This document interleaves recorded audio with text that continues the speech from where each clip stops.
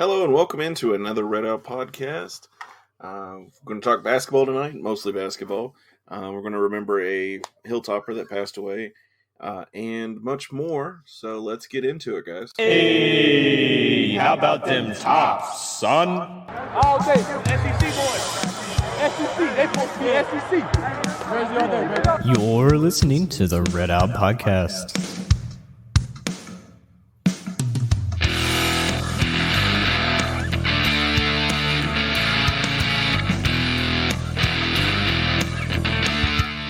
Thank you all so much for joining us tonight. And let's get a little bit of a word from our sponsor on this episode. I am not ashamed to admit in the past, I've needed a therapist. We all need someone, and it's a strong person who can admit it. I talked to my doctor, who referred me to a therapist, and I really didn't have much say as to who the therapist was. But with this episode's sponsor, BetterHelp, you do.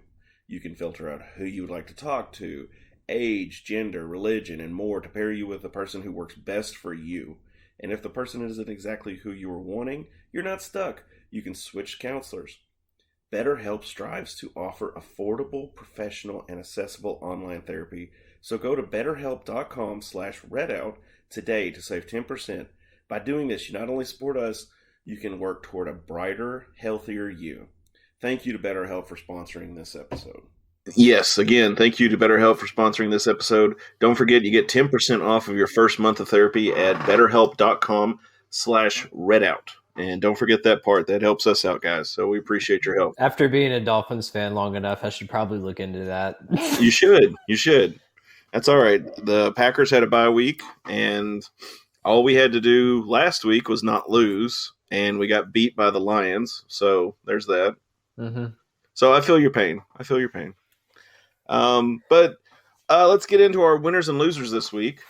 I guess the Dolphins always, but no offense. Yeah, especially this past week. I mean, and then firing Flores on top of that. Like, at first I was really against the decision because the fact that he's turned things around and our defense has looked really good. But hearing of what's kind of caused all of that, like, he did not like Tua at all. And the front office wanted to have Tua. So they kind of butted heads. And like I heard supposedly, I don't know if this is true or not, that like Flores got really mad at Tua at halftime of the Titans game and basically just like went off on him essentially. So the front office the front office decided maybe we should keep the quarterback and just hope that works out. Because I mean, Tua has struggled at times. I mean, he missed 5 games this season being injured, which isn't horrible. But he has had some injury issues, and he can't really gun it out much. But it's also because Miami's offensive line is essentially non-existent, so there's not much he could do anyways. But, I mean, I think they were trending in the right direction. I mean, winning 8 of their last 9 games was pretty impressive. Beating the Pats at the end of the season is always nice. I mean, hopefully they can get someone solid to build around, maybe someone that can help Tua develop and also find an offensive line. If they can do those 2 things and also use a lot of the cap space money they have to get some good free agents in, I think they'll be fine. Well, I mean, first off, no coach in the history of ever has ever won a fight in the NFL when they have an issue with their starting quarterback, with the franchise quarterback. That never ends well. Mm-hmm. I mean, Harbaugh, 49ers, when him and Kaepernick didn't get along, of course, Jimmy McGinty back in the day. Oh man, he lost it back in The Replacements. That's a movie, but still, but it's based off real life. Mm-hmm. Anytime a coach goes against a starting quarterback, you're going to lose. Especially if the front office put basically everything they have into that quarterback too. Yeah, exactly, and it never works out. But yeah, hopefully the Dolphins can turn it around and. Before Jared's lifetime's up, he'll get to see them win a championship. Maybe Tebow can be the coach. He's a left-handed quarterback. He can show him how it's done, obviously. Tebow. Running on the sidelines and knocking over our waters. Hey, that was just disrespectful on a whole nother level. I was trying to think of my winners and losers. Obviously, the Dolphins. Let me see here. Trying to think of some others real quick. Well, I'll go to yours real quick. Who are your winners and losers? Besides that. Well, I don't know if this counts as anything, but it's really weird. But I'm 99% sure I was stuck beside Bama's football team on 65 yesterday. Because who else? So this is what happened. There was a wreck in Simpson County, southbound 65. It was before exit 6, so you could get off on it and take Franklin. And it was backed up all the way until the state line. And so I take all these country roads to go into work. And I go on 52, for those of you that know where that is, in northern Tennessee, over by Orlinda, right on the state line. Get onto the interstate there, and I see all these big buses. I'm just like, oh, that's unusual. And then I see like a state trooper at the end of it. It's like super weird. But I mean, we merged on the interstate at the same time. So I was next. There was like 8 of the buses all in a row, and I was next to like the third from the last one in the left-hand lane. They were all in the right-hand lane. But I noticed when I passed the state trooper, it was an Alabama state trooper, and I'm just like, wait a second. So we have 8 buses going south on 65 from Indianapolis, presumably, going south with Alabama State Patrol in the beginning and end of their little procession thing. I'm just like, I wonder who that could be. Yeah, I know, right? Yeah, but it was so funny. I mean, I may have been so close to Nick Saban, and I couldn't have just like screamed at him. I guess it's under 8 hours, so I mean, I guess they could have drove. Yeah, I mean, I kind of figured they'd have flown them, but maybe. But it could have been the marching band. Thinking about it, but it could have been the band. It could have been the students. I don't know. Would they have like a state police escort though? I wouldn't think so. I mean, I think the players would be the only ones that would be escorted like that. Yeah, see, that's what I was thinking. I mean, I don't think the marching band would get like state police going from Indiana all the way down to Alabama.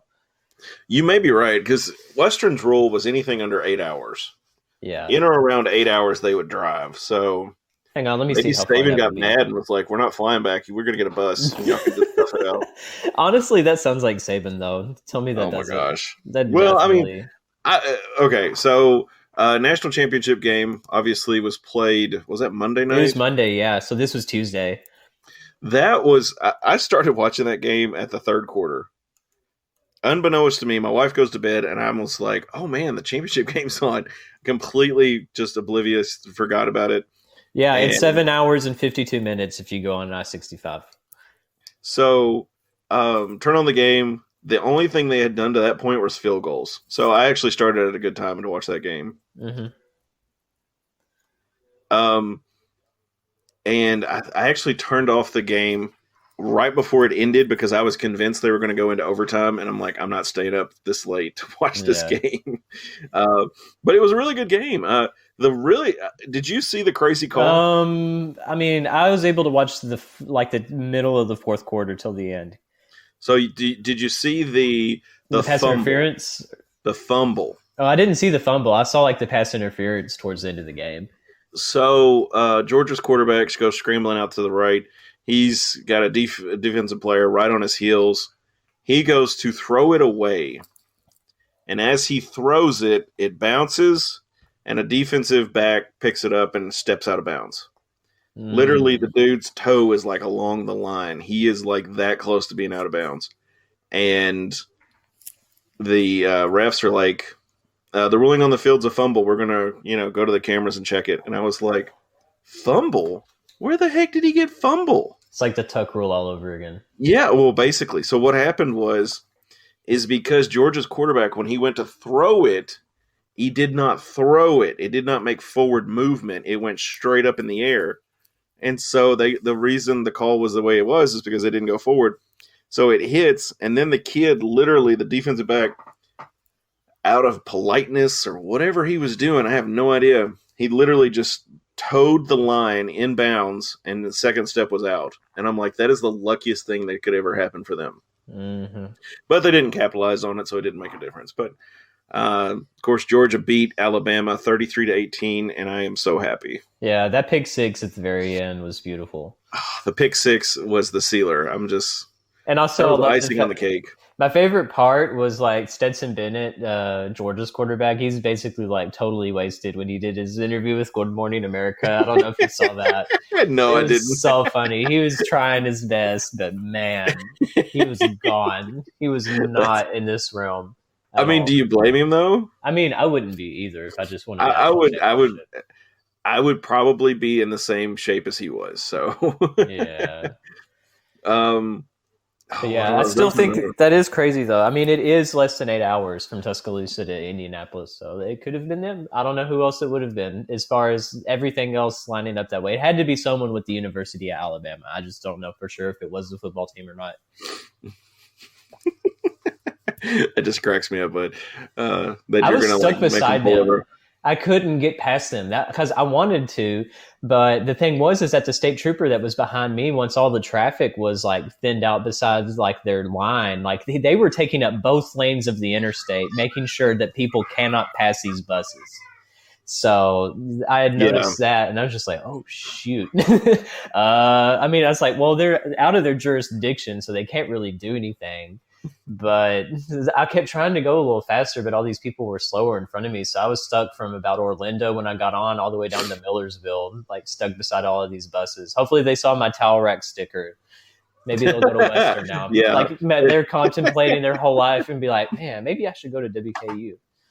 Yeah, that's what it was. They saw your Tower X sticker and they're like, "Oh, he's cool. Don't worry about it." Yeah, basically. So another loser, the Indianapolis Colts. Oh my God, that was embarrassing. Losing to Jacksonville on Sunday. That was wild. All they had to do was win, and they couldn't even do that. Nope, they were done. Yeah, that was wild. I saw the I saw the update during I think it was who was it? Was it Chiefs on Sunday? Mm-hmm. During the Chiefs game, I was watching that one, and they popped in, and I was like, "You got to be kidding me!" They lost to Jacksonville. I wanted the Chargers and Raiders game to end in a tie so bad, just for the fact that everyone was wanting it to happen. But Derek Carr calling that timeout with like 2 seconds left and then kicking the game-winning field goal is super messed up, but hilarious. Because honestly, they're division rivals, so why would they want to try to do anything nice to them? I mean, if it was middle, I mean, screw them. I would do everything I can to make sure they don't get any type of postseason. But, completely agree. Yes. Yeah, but I mean, we were 4 seconds away from having that scenario actually happen in real life, that they would just it tie and both of them would end up in the playoffs and knock who was it out? Somebody out. I can't remember. Oh, the Steelers. Yeah. Yes. Did you see where Ben Roethlisberger basically said straight up that they have no chance against the Chiefs? Like, that man is already in retirement mode. He's like, I think if we were ranked out of all of the 14 teams in the playoff, we would be number 14. You know what? That is like the saddest thing I've heard. But at least he's honest. I mean, you never know. You don't want to hear that. I mean, can you imagine the coaches? They're like, "Oh my God, can we get him off the mic?" I know. So some of the teams that fired their coaches. The Broncos let go of Vic Fangio. Yeah, that's right. Okay, good. I got that one. That's luck. Good job. The Giants fired Joe Judge. By the way, greatest name for a coach, Judge. They did 2 QB sneaks for no reason. And like, I don't know if you saw that, but it was ridiculous. And also, did you see where the Chargers pulled a Mike Sanford and went for it on 4th down on their own 20-yard line and didn't convert it against the Raiders? Oh my God. Yeah, they made I think they were 6 of 7 on 4th down in that game. Like, they did not punt the ball at all, which is a miracle. But the one that they didn't convert is pretty embarrassing. So the Chicago Bears fired their coach, Matt Nagy. And this article I'm kind of skimming through real quick has they're theorizing that Jim Harbaugh could slide into Chicago. I've seen where he's probably not going to leave, so I doubt it. I wouldn't. Okay, now here's the thing. Here's my thought process. The NCAA, college football, is a coaching sport. The players come and go. Yeah, I mean, that happens, whatever. But the NFL is a player sport. obviously he's already been there and done that, and he's seen that's not really where I want to be. You know, his brother's doing really successful, fairly successful at the Ravens. So, the Dolphins fired Brian Flores. It is rumored that, let me see here, Mike Sanford's going to take over the job. So there's that. With Urban Meyer as his offensive coordinator. Yeah, there you go. Jacksonville Jaguars fired Urban Meyer on December 16th. So I knew that had been a ways out. That is a very weird situation. Yeah, I mean, he was wilding out while he was down there too. Yeah, and I mean, like, I'd never heard anything like that when he was at Ohio State or any of those. So I don't know if this is like his last hurrah or if he just kind of got in the... Honestly, with the way that the Jaguars imploded this fast under him, I doubt he coaches again. Yeah. Minnesota fired... But then again, some team in Kentucky took a chance on Bobby Petrino after all of that mess happened, so who knows? You know what? That would be the most funniest thing ever if, hypothetically, if Coach Helton left and we got Urban Meyer. Oh, my God. No, I remember. I don't know where you were, but I remember when Petrino was hired. Like this is almost like a 9/11-esque moment because I remember exactly where I was at and what I was doing. Like I was just minding my own business. This is when I was a student. This was like my sophomore year, and it was a cold December day or something like that. It was in the winter, towards the end of the semester, I think. And I was sitting in my same spot where I'd always drink my coffee and maybe do some studying before classes in FAC, the Fine Arts Center. I basically lived there on the third floor, and like I see an ESPN notification that says like Western Kentucky to hire Bobby Petrino, and I'm just like, are you kidding me? Yeah, because I mean I knew what had just happened with Taggart and everything. I'm just like, well, I mean I'm used to it, but I didn't think that we would go for Petrino, especially with all the stuff that happened in Arkansas too. I mean, just that picture of him in the neck brace and all bloodied up in that All-State Sugar Bowl interview or whatever it was, as one of the most infamous images in college sports history. And, you know, what's funny is I talked to somebody else, not even talking about like what happened as far as Petrino's concerned at Arkansas, but his motorcycle wreck. Yeah. And it's like, you know, that's really convenient that the girl riding on the back of his bike had no scrapes or scratches on her. Mm-hmm. Somehow she managed to land perfectly on top of him. And I'm like, yeah, her boyfriend whooped, you know, Petrino's butt, and that's what happened. You know, that's my thought, but it could be. But also the first initial thought I saw, well, when I saw it, I was like, yeah, he's not staying more than one season. I think everybody knew he was going to leave after one. I was like, please make his buyout super expensive, please. Yes.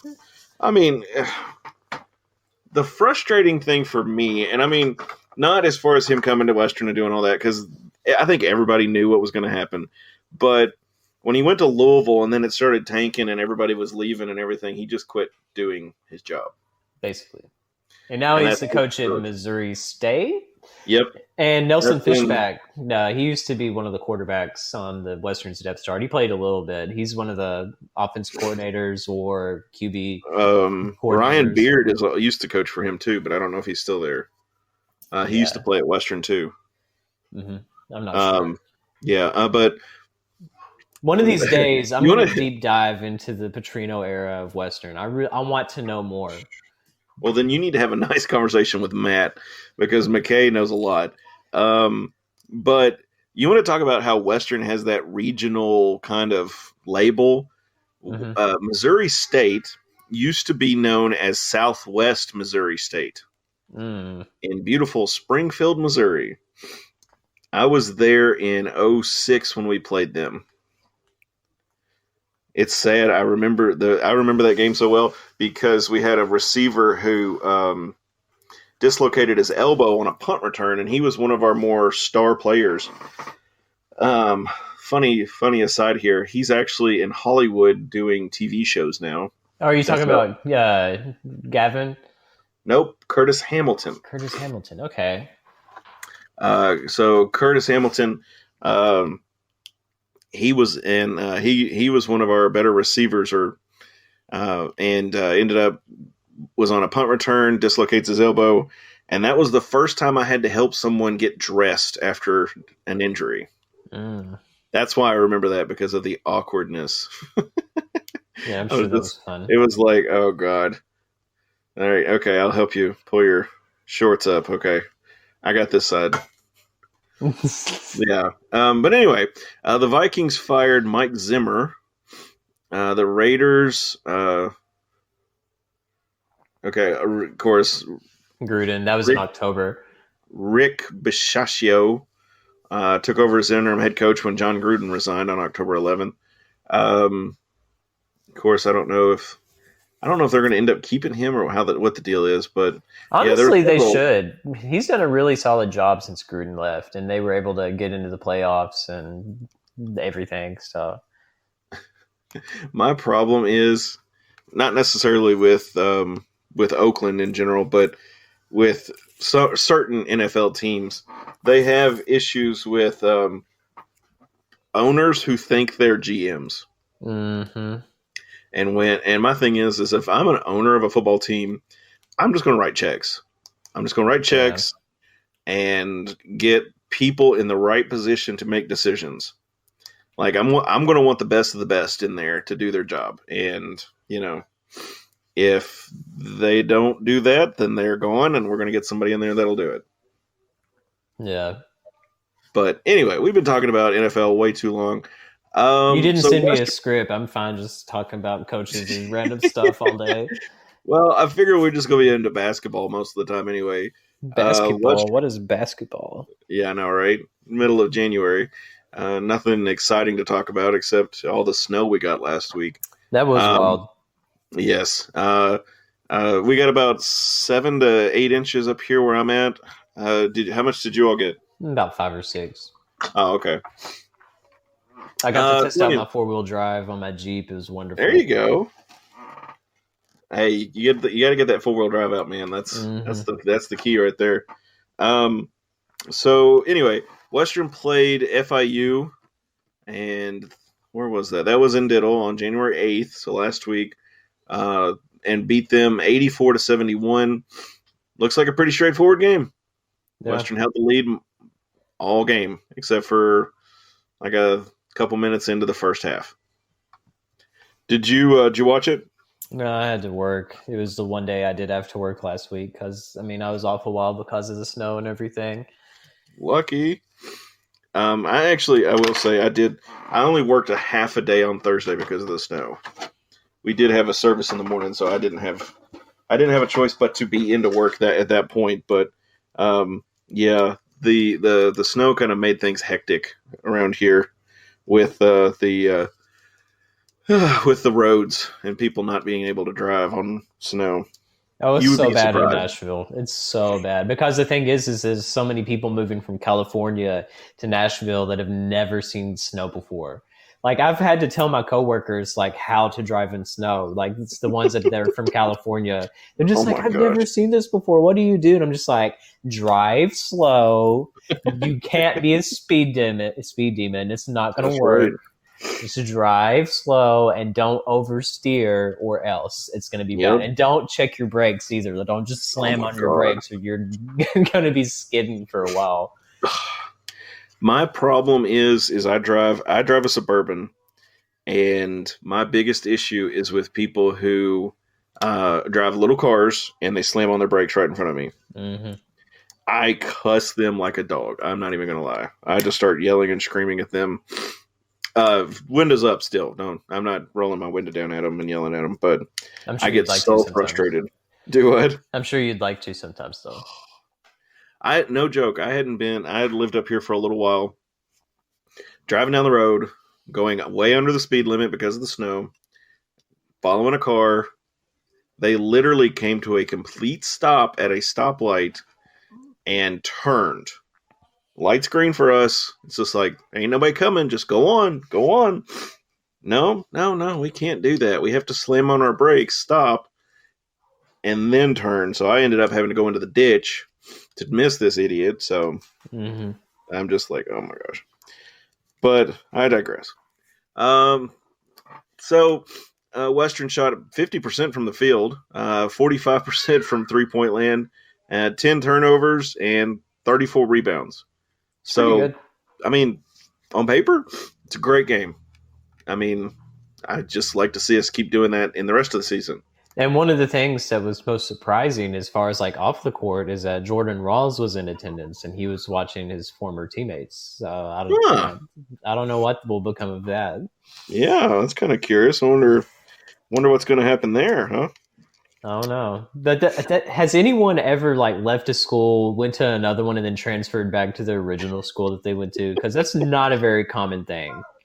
I was going to say, I've never heard of it. Well, technically, I mean, I've heard plenty of stories of someone being on a team, then going to a junior college, maybe for like their sophomore year, and then going back to that team. Like that's basically what Stetson Bennett did for Georgia.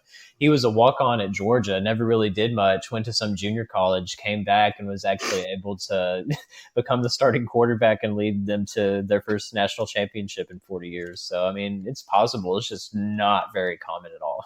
No. Well, technically Zion did that with his basketball team, didn't he?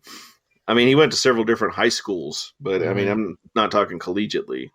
But I don't think he went back to the original one. Like he would have had to have gone back to Bowling Green High if he did that. I don't think so.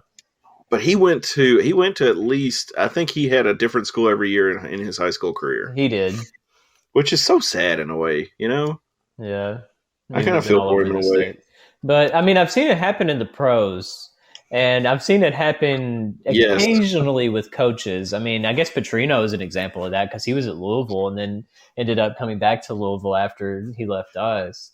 But, I mean, Lance Stevenson is a perfect pro example. This is his third stint with the Indiana Pacers, and he had a game with like 30 points in it. I don't know what it is about him on the Indiana Pacers, but he needs a lifetime contract. They should have done that a long time ago. They should have done that after the Eastern Conference Championship game when he blew in LeBron's ear. That was iconic. I will never forget that. Well, I mean, like, LeBron did it. Mm-hmm. He went from Cleveland to Miami, back to Cleveland, now to L.A., and I may have missed a team in between. I don't know. No, that was right. But yeah, he did that. So, I mean, it's just not very common at the college level because why would you waste a year of eligibility going to some other school and just like, oh, I should just go back to where I started. Yeah, that's I don't know. But that's kind of one of my arguments as to kids not being penalized for transferring schools in certain situations. Yeah, if you're recruited by a coach leaves, you should be able to transfer and go to a different school. Yeah, agreed. Because, I mean, a lot of the times, I mean, students make commitments to the coach as opposed to just the university itself. Yeah. And, I mean, a lot of times coaches are the main factor. Mm-hmm. I mean, you know, you could have one of the most beautiful schools in the world and the coach be a D-bag, and there you go. Yeah. So... but I digress. This episode will air tomorrow on the podcast will air tomorrow. Hopefully I'll be able to get the YouTube up tomorrow. But tomorrow night we're going to be playing Rice, the Rice Owls, and Western looks, as far as ESPN's concerned, we've got a really good shot of beating them. I don't know about that. Oh, and the only reason I say that is because they just beat UAB, which is like head and shoulders like the best team in the conference. So yeah, they beat them by 5. Yeah, I don't know if that's a fluke or if they just got really, or maybe they are decent. I mean, usually we've been able to handle Rice, and especially in basketball, ever since we've been Conference USA. I mean, they haven't really beat us much at all. But, I mean, I don't know. I mean, I'd still take them seriously after that UAB game. Oh, I agree. I definitely would definitely take them seriously as well, especially with I mean, they're getting 77 points a game, basically right with us. Points against, they're allowing about 5 more than we are. We're allowing 68. They're allowing 73. I mean, this could be a really close game tomorrow on paper. Mm-hmm. Like you said, they beat UAB by 5. They beat Middle by 4. They lost to North Texas, which, by the way, did you see the North Texas score? Yeah. 75-43. That's pretty bad. And then they played UIW. Who is UIW? University of Incarnate Word. Mm-hmm. Never heard of them. Have you? No. Yeah. Their quarterback is really good. Like, he's basically going to be sort of like a Bailey Zappi type thing, except he can run. Okay. I was just like, I've never heard of Incarnate Word, but I was thinking like University of Iowa, Wisconsin, or something stupid. That's what I was thinking. Iowa West for some reason, or Indiana. And what's the city in Indiana that starts with a W? I can't really think of one off the top of my head, but that's where I was going. Yeah, you're on your own there. That's it's instead of Fort Wayne, it's just Wayne. Yeah. They were going to name it Fort Wayne, and Fort Wayne was taken, so they were like, "Forget it, we'll just be Wayne." Yeah. But it looks like Vegas is giving us 8.5. It is at home, so that's what, a 3-point swing. Yeah, usually. So they're at least saying we'll beat them by 5. ESPN's given our basketball power index 82% chance for Western to beat them. So essentially it's like 80 to 20. So 8 out of 10 times Western will beat them. And that's fair. I would say it would probably be, 70-30, but whatever.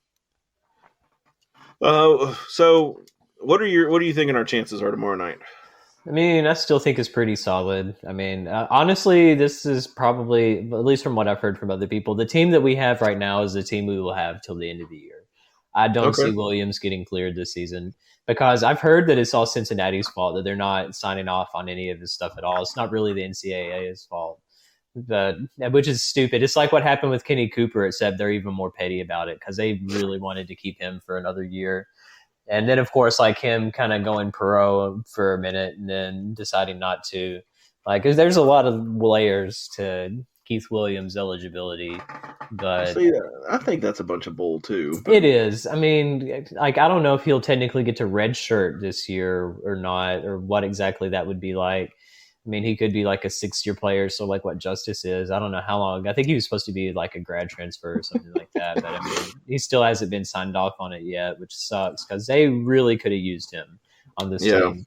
But I mean, that's how it's been with Stansbury since he's been here. I mean, it has always been like, oh, well, if so-and-so was eligible, then this team would have been so much better. But how many times have we heard that now? Yep. I mean, it's almost a reoccurring factor, and that's another annoying. I mean, I'm not agreeing with Matt 100%, but that's annoyance 2.0 for me with Stans because, it's always, well, so-and-so's not eligible. But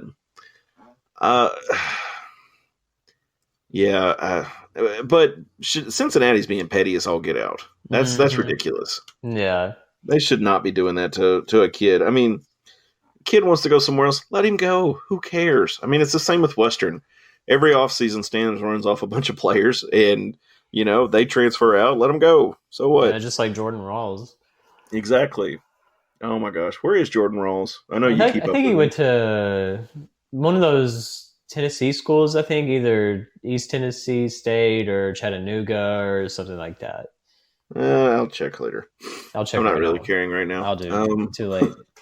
I'm looking. Okay. I'll let you look. My official guess is Chattanooga, but we will see. Yep. Wait. No, Georgia State. I forgot. Georgia State? Yeah, he's from Chattanooga. That's his hometown, but yeah, he's at Georgia State. And just to let you know, at Georgia State, he's played in 9 games, started 2. He's played 19 minutes a game. He's only averaging like 5 points. I mean, he's not even playing much at Georgia State, so that's not really good. As opposed to Western, I mean, his freshman year, he started in 16 games, played 30, and then the sophomore year started in 5 games, played in 28, and the most he averaged was 8 his sophomore year at Western. So, well, see, that's kind of frustrating for me. I mean, for him to transfer out like that, and I mean, I guess it was just playing time is what the issue was. Well, if that's true, then that's pretty sad because it's actually worse. Yeah, I mean, that's what I was just thinking. He's not even getting as much playing time as he was wanting. So I guess they promised him the world and did not deliver. So it sounds like a Sun Belt school. Yeah. I mean, even though some of us would like to go back to the Sun Belt. I mean, In football, not basketball. I mean, Yeah. see, this was another thing too that I was reminded of thanks to my wonderful Facebook memories as well as Twitter was the 10th anniversary of the Louisiana Lafayette game in Diddle, where they had 6 men on the court for the last 20 seconds of the game and ended up scoring and winning in overtime.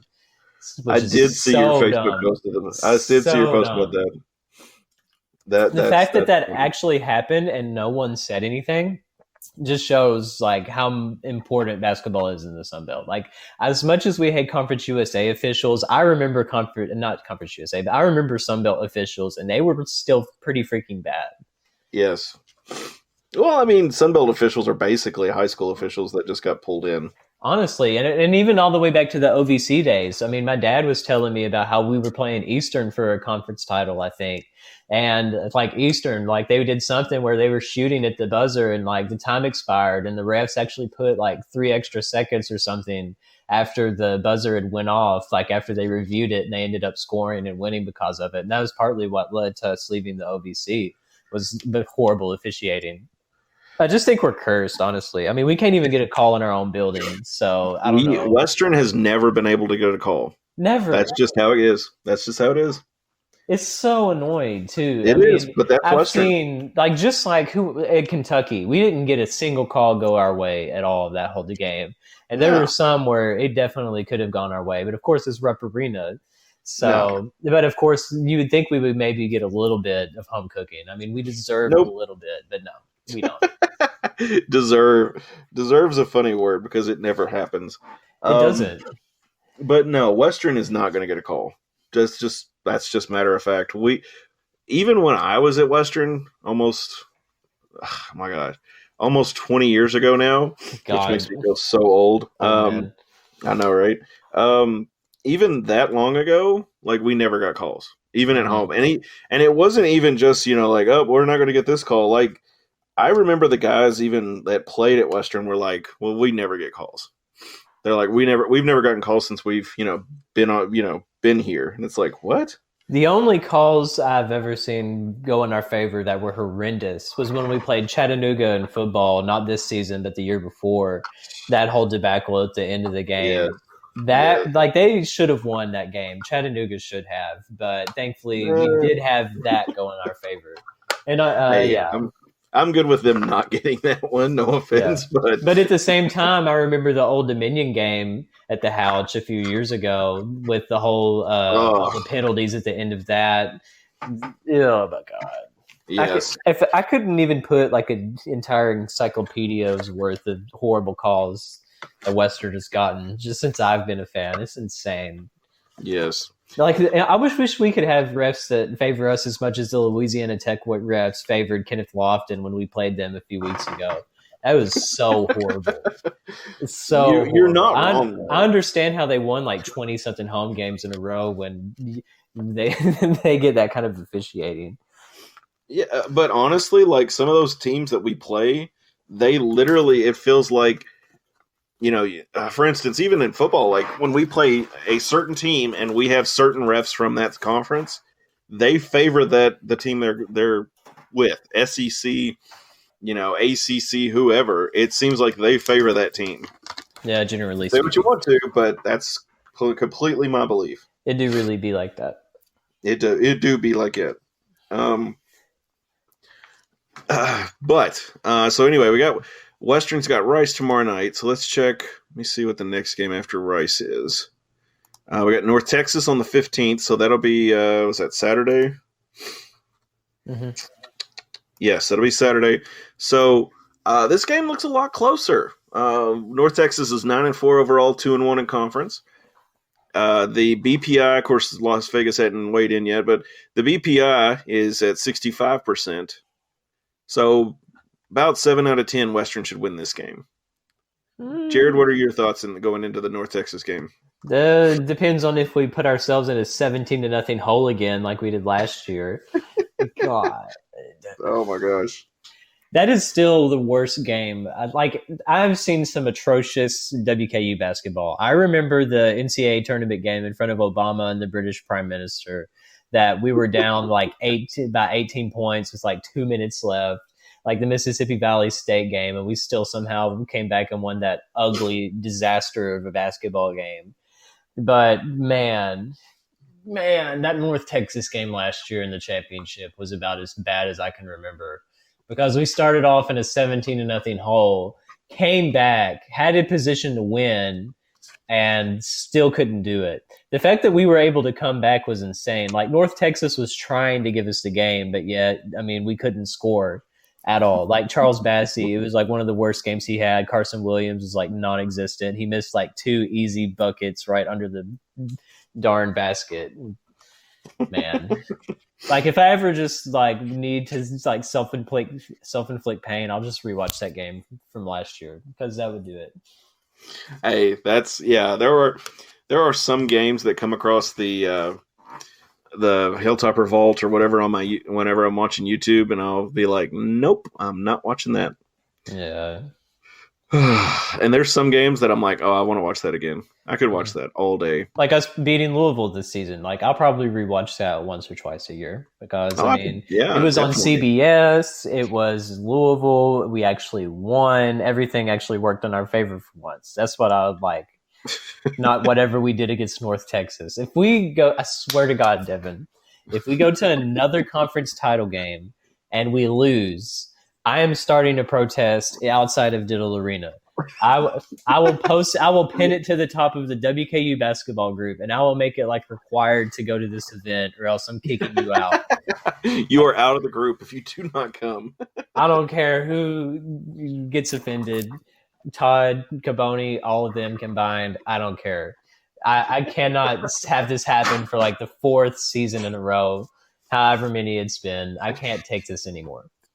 That's funny. I would rather lose in the first round of the Conference USA tournament than make it to the championship game and lose again. Honestly, I'm kind of with you, because there is so much that, you're kind of built up when you get to that conference championship game. You're like, we can do this. We could beat that team of the deaf, dumb, and blind over there, but no, we cannot. I'm like a WKU really, basketball really nihilist at this point. Like, as soon as if we were to go back to the conference title game, I'll just be like, oh, okay, wait to see how we blow this one this year. Like, are we going to be down 30 points and then come back and lead by 5 with 30 seconds left and still lose in like the most heartbreaking fashion imaginable? So have you ever watched Major League? No, I don't think so. Oh my gosh. Okay, so first off, your homework this week, Jared. And for those of you young listeners who don't know what this is, there's a movie called Major League. Back in the day, it's got Charlie Sheen. Oh, yeah, I've heard of it. I don't think I've seen it. You got to watch it, dude. Because, and the funny thing is I can't remember if it's the first one or the second one, but Randy Quaid is in it, and he is the nihilist fan. And he is just completely like, nothing matters. Yes, you remind me of that so much, because he's so like, well, we're going to screw this up. Blah. I think it might be the second one. But then eventually he comes back on board with the team. But yeah, the thing that sucks too is, like, even in football, there's sometimes where we'd be up like 20 something points in the 4th quarter and be like, I remember the Bahamas Bowl. What's going to happen? I don't trust it. Buddy, let me tell you. We have to have at least a 50-point lead in football and basketball for me to feel comfortable. Well, then you're not very comfortable in a lot of games. I'm never comfortable. It's the second one. It's the second movie. Has got Randy Quaid in it.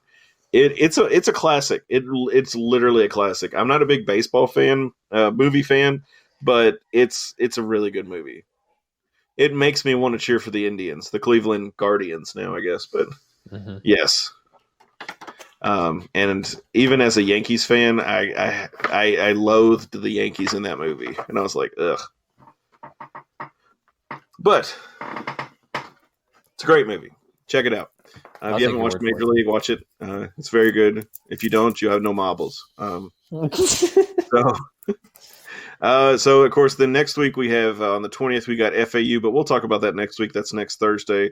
Then we play FIU again and UAB. This is one thing this season I'm really glad about is that we do not have the back-to-back games. Those were so detrimental to us. Because those guys had the chance to come in and say, oh, well, we just need to do this. Let's do this, and we'll be great. And boop. And Western would lose. We'd win the first one and lose the second one, or vice versa. Yeah. Mm-hmm. Or lose the one that matters the most. Yes. But excuse me, sorry, missed the cough button. Yeah, we'll talk about that next week. Next week we're going to be talking FAU, FIU, UAB, and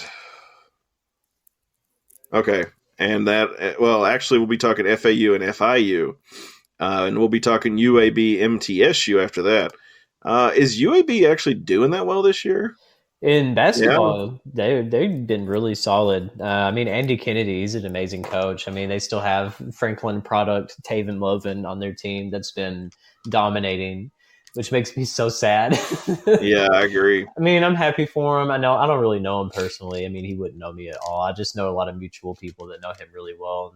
And, I mean, obviously Franklin is really proud of him. Because, we don't really have star athletes like that kind of level come around very much. I don't know. When was your last year with Western's football team helping out? 11. Okay.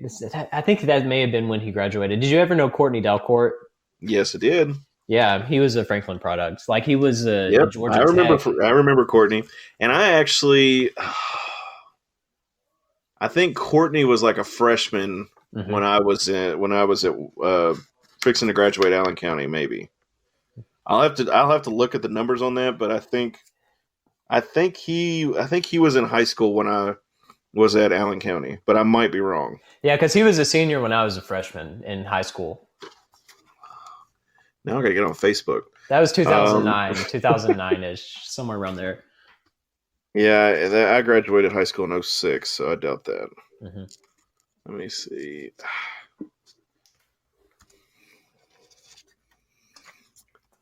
Now I got to look this up. Dang.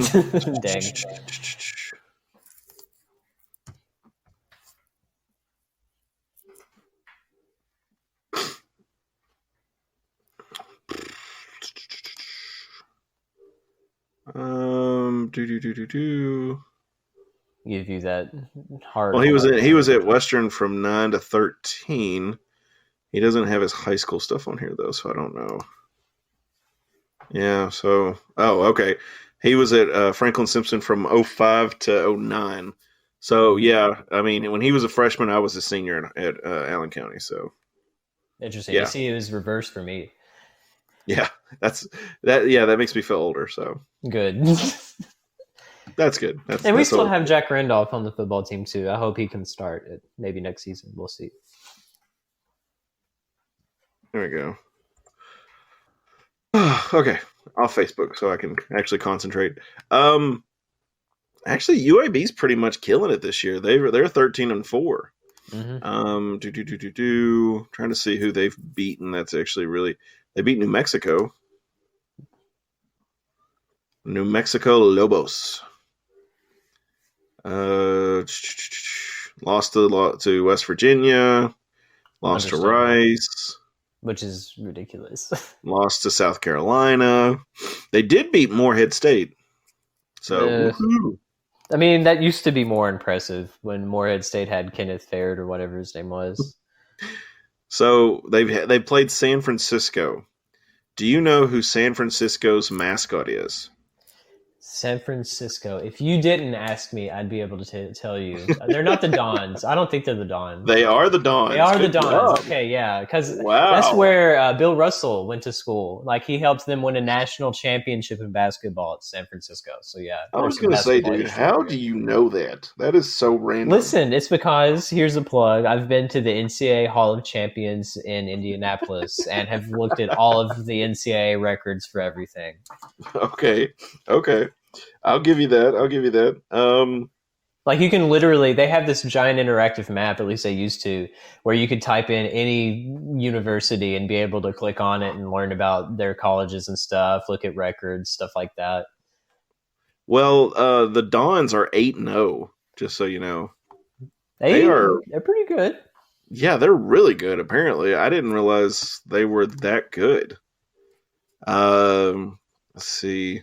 And also, one thing Yeah. worth noting already is that there's already been, there's no perfect team in college basketball right now. Every single team has lost a game because Baylor just lost the other day.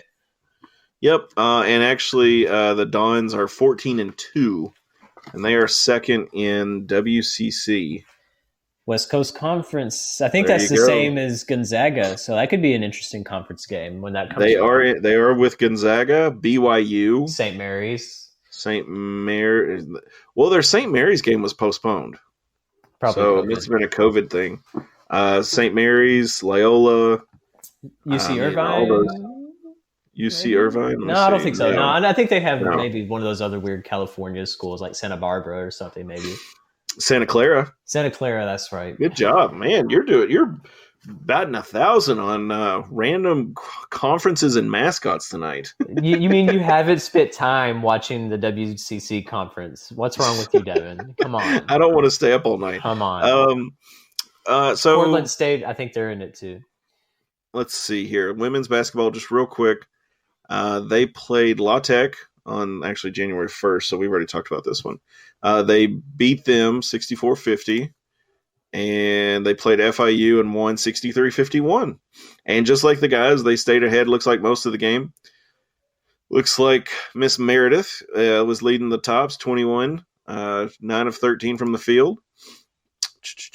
And they've got Rice tomorrow night, 8 p.m. at Rice. And then they've got North Texas on Saturday at North Texas. And then they will be home to play FAU and FIU next week. And then just real quickly, I did an article the other day remembering a former Hilltopper, Jessie Quinn.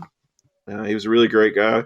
I actually got to speak to one of his former coaches, TJ Wiest. So if you haven't read that article, definitely go check that out.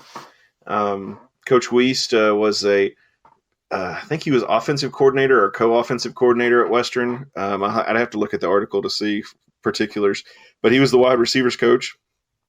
And the funny thing with Coach Wiest is he seems like a very no-nonsense guy. He's just very down to business, yada, yada, yada. And Jessie was not that person. Jessie loved to dance. Jessie loved to laugh. Jessie loved to joke and cut up and do. And Coach Wiest was kind of like the opposite. And when I check the article out, it's a good read. I don't want to pat myself on the shoulder, but when Coach Wiest said that Jessie was a very special kid and it was hard not to like him, that was one of those things that I was like, wow, that's saying a lot. When somebody like that talks about him, but. Jessie Quinn played at Western from 2004 to 2008, and he was living in Florida at the time that he passed away. He was 35 years old. So our thoughts and prayers go out to his family and friends. He was really a special guy, and I wanted to kind of memorialize or talk about Jessie, because even though Jessie had graduated over 10 years ago now, he still cheered for Western. He was one of those guys that was a Hilltopper for life. And he cheered when Western won stuff, and I'd see Facebook posts, and he went and watched games and did, and he may not travel these long distances like some other people do, but he still cheered for Western, and I think that just shows how much Western meant to him. So definitely check that article out through the Towel Rack. Thank you for doing that. Thank you for doing that. That was a really good piece. I appreciate that. It's so sad. 35 is so young. Yeah, and I do have a side note. I don't like drawing attention to people, but we have another Hilltopper who needs our help. And for those of you who have made it this far into the episode, I appreciate it. But there's a young man named Brandon Robertson. He's actually probably a few years older than I am. Has stage 3 testicular cancer. And he has a GoFundMe set up to help with medical bills and stuff. And I think he's at least got one child. But if you would, if you feel the need, you go and, either say a prayer, send your healing thoughts to him. I know him and the family would appreciate it. And if you want to support them in some way, you can go on GoFundMe and find that and support them. But I know they would appreciate it. But yeah, Jesse was a good guy. Randon's a great guy, still is. And thoughts and prayers are with him. Digress. So Western is basketball's back at it again next week, tomorrow against Rice. And we've got, who did I say? Jeez. I get happy sometimes and I start minimizing. I get click happy, so I forget that I need to keep my screen pulled up. I got North Texas on Saturday. Sorry, that's at 4 p.m. The game tomorrow night is on the CBS Sports Network, and the girls are going to be playing at 8 o'clock. They're going to be playing Rice at 8 o'clock. So definitely check those two games out. Follow the towel rack, and let me see here. There's one last thing I want to do before we sign off. You go right ahead. Now that the college football season is officially over, Devin, what was your favorite moment from the 2021 college football season? Favorite moment would probably be Zappy breaking Burrow's record. Mm-hmm. Western winning the bowl game. Trying to think of some others. Freaking Alabama losing. That's another one for me. And I wish Nick Saban and them the best, but at some point, do you not just get tired of it? Oh, yeah. You're just like, lose. It's just like with Duke and basketball. It's the same thing. Yes. And it's Duke, the same thing North with the Carolina, Patriots. Kentucky. The Patriots in the NFL when Brady was there. God, I was so tired of that. Oh, my gosh. What are you talking about? I give Belichick a couple more years, and he'll have something figured out, and he'll be back at it. I mean, Mac Jones is looking decent. I mean, seriously, though, like, Belichick, like, he's just way too smart and conniving, and I don't want to say, I don't want him to sound like a villain, but I mean, he kind of is. He knows how to get to where he needs to get to. But yeah. So Jared, what was your favorite moments, bud? Yeah, I mean, obviously the bowl game was a big one, just for the fact that we beat up State the way that we did. Of course, Zappy breaking both of those records is pretty phenomenal to see.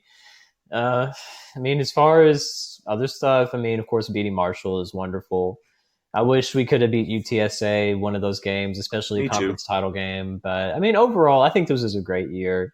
I mean, we'll definitely look back and remember the Bailey Zappi era and be able to say that it was probably one of the best that we've had up to this point, which is crazy because after Brandon Dowdy graduated, I didn't think we would ever have anything close to what he was able to accomplish. And sure enough, I mean, we had somebody come in and break 2 NCAA records in one season. So, I mean, never say never. Of course, we'll be getting his younger brother, Trent, as well. He's a linebacker. I think if he wears number 4, that's iconic. I still want him to come out on offense every now and then to take a snap just so I can live with the thought of maybe that's Bailey Zappi. But, I mean, he's not his brother. I mean, I don't have siblings, but I'm sure that's super annoying. Hopefully people won't just compare him to his brother the whole time he's here. Like, he'll have his own identity on defense. So hopefully he'll be pretty solid. I know he's been good with the high school in East Victoria or wherever it is that they're from, that he's done really solid for them. So hopefully that'll translate to the gridiron for us as well. Yeah. And if his brother played quarterback, there would be more of a comparison. Yeah. But since he plays, linebacker, I mean, that's completely different. I mean, I'm not worried about the comparisons, as far as people trying to compare the two, because that's apples and oranges as far as I'm concerned. But yeah, definitely check out the Towel Rack. You can sign up for the email. They will email you every time an article comes out, and then you don't even have to go to their website. You don't even have to check it out. You just automatically get it every morning, afternoon, whenever it comes out. Just as long as you're not one of those people that has like 10,000 unread emails in your inbox. Please don't be that person. If you are that person, I don't. Why'd you have to call me out like that? Devin, you're supposed to check the emails. That's the whole point. Oh my gosh! Not even kidding though. Like on my phone, I've got it says over 1,000. Oh, That's something I'm going to have to do tonight, bro. man. I mean, the thing is that 99% of it is going to be junk. It is. It's all junk. But I just never sit down and clear it. And I will sit down one day and do like 100 or 200 at a time, and then I come back and I've still got more emails. Mm-hmm. But yes, R.I.P. Jessie. But as always, guys, go Tops. Go Tops.